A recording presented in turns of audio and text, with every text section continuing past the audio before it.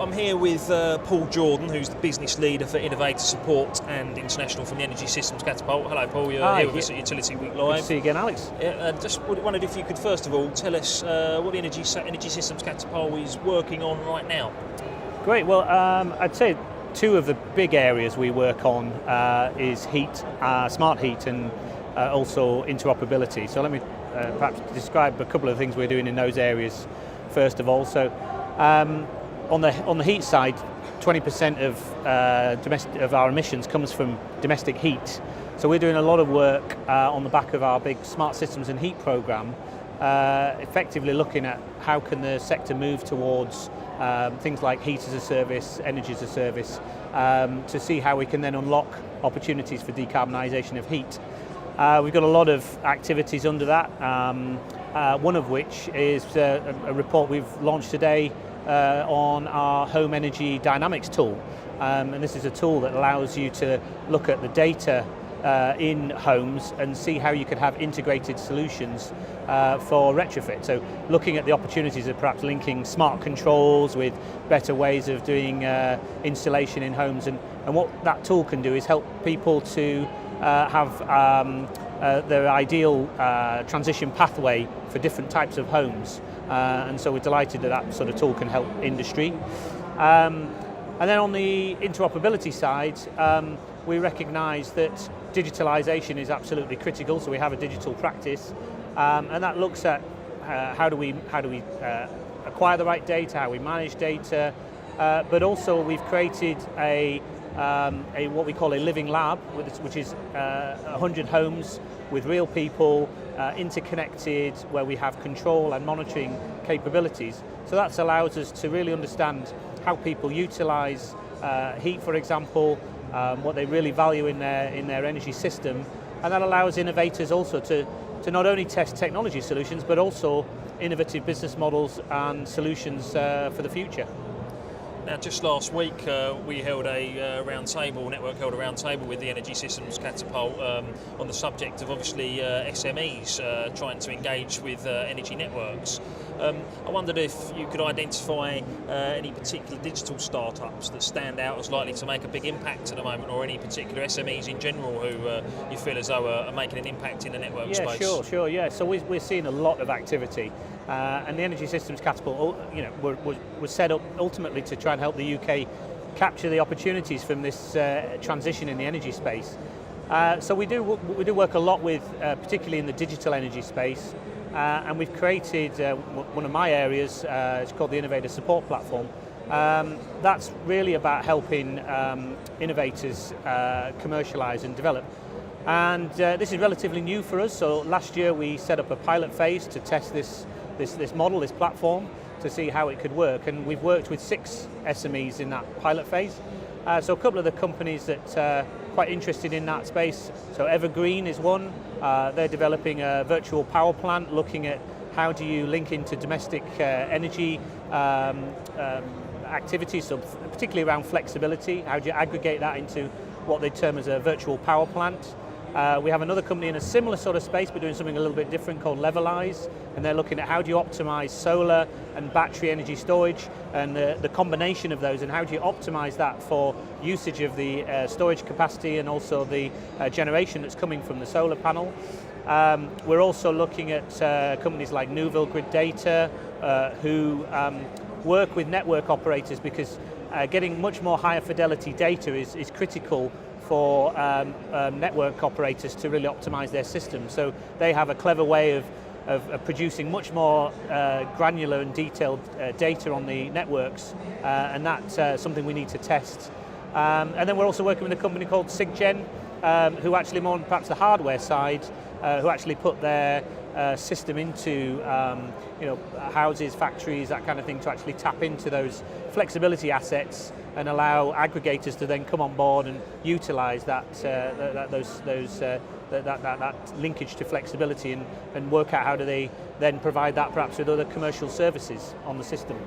So would you say that historically it's been quite difficult for the SMEs to engage with the energy networks, and has the platform certainly helped to make that easier? So it's a mix, I would say.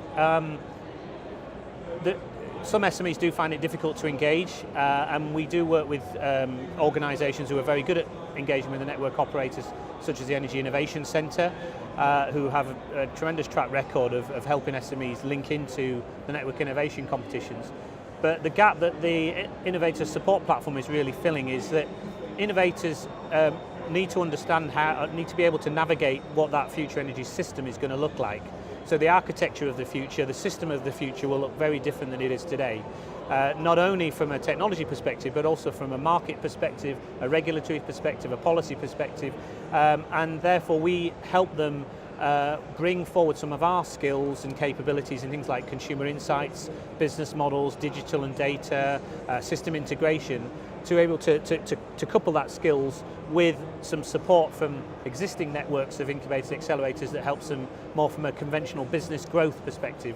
And we feel that that's a gap, because sometimes those innovators struggle to navigate the future, navigate that pathway to the future, and therefore evolve their business in the right way for how the system will evolve.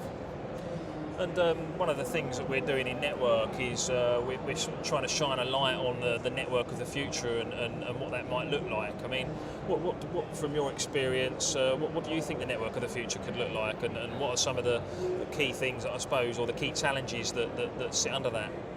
So it's clearly it's going to be very different than today. Clearly it's heavily driven by digitalisation, but there's also, I mean, it's useful to sometimes think about the 4 Ds. You might have heard these before, decarbonisation, digitalisation, decentralisation, democratisation. And I think it's that last D that's quite interesting, because the democratisation is kind of the new D. And so we think that the future energy system not only is going to be lower carbon, is going to be much more decentralised and driven by digitalisation to allow for a smarter system, so things like interoperability, tapping into flexibility, allowing that to come together. But also the democratisation is key, and that then links into how the system's also going to change from a market side. So we know that these integrated solutions are going to change, but also the market structure, the regulatory structure, the policy structure within which the sector plays is going to be very different. So how will the system be governed? What are the right price signals? How do we incentivise decarbonisation in a different way? And in fact, we're doing some interesting work around, it's called RDI, Rethinking Decarbonisation Incentives, looking at what are the best ways to incentivise decarbonisation, because that's feeding into the thought leadership type work that we do of how that future market might change.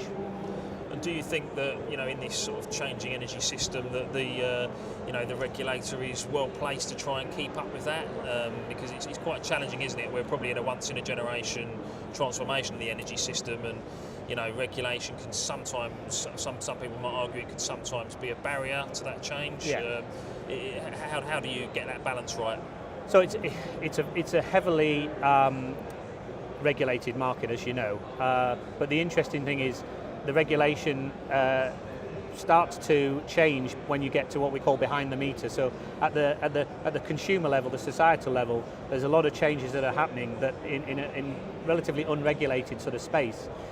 So we kind of bring the two together. So we understand that there's the challenges around the regulation at the system level, at the network level, but also we recognise that if you look at the whole system perspective and you start to think about the consumer and start to think about how that's driving change, then you can start to understand how the regulation then needs to change at both ends.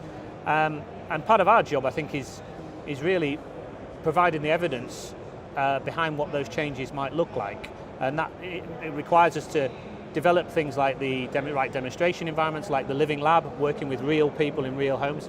But we also do a lot of work working directly with government. So a couple of the task forces that we are involved in are very interesting. So we have one that's the EV task force, which is the first time the government has brought together the electricity sector and the automotive sector, brought them together to understand how can EV networks evolve. And that's all about the pathway to zero emissions in the sort of transport sector. So we're playing a key role there, but also data. having access to data, sharing of data, allowing innovators to be able to tap into that and utilize it is also key. So we also play a leading role in the Energy Data Task Force as well, which is again a government initiative. So again, we can use that experience, knowledge to feed back into the changes in policy and regulation that might need to happen. And you've obviously touched upon the role of SMEs as well in terms of this transformation. So what type of opportunities do you think are likely to open up for innovation and new businesses and systems, as this energy system transformation continues? I suppose the possibilities are endless, really. Absolutely. I mean, it really is. I mean, I've worked in the energy sector now for 22, 23 years, whatever it is, and there's never been a change like it. It's really phenomenal, but also extremely exciting. You see the pace of change quickening every week, every day, and a lot of that is opening up a whole host of new opportunities. We're going to see new commercial solutions, new services come through, whether that's around aggregation, whether that's around accessing data, whether that's around trading, such as peer-to-peer trading, and opportunities around things like blockchain.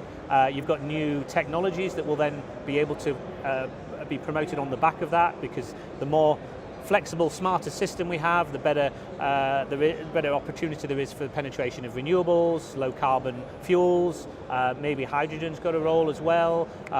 So there's a whole host of other opportunities on the supply chain that can come through. And then there's a whole host of opportunities, as I say, on the sort of market side, in terms of how the policy, regulation, the key stakeholders sort of involved in running the system and setting up the system can evolve the system to be better for you and I, for consumers, so we get a better outcome. If you look at the way we buy energy today, we get a bill that says kilowatt hours, for instance.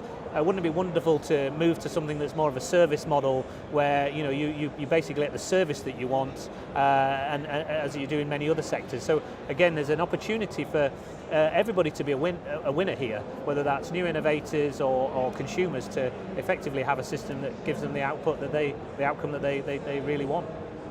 Okay, Paul Jordan, thank you very much for your time. Appreciate it. Thank you.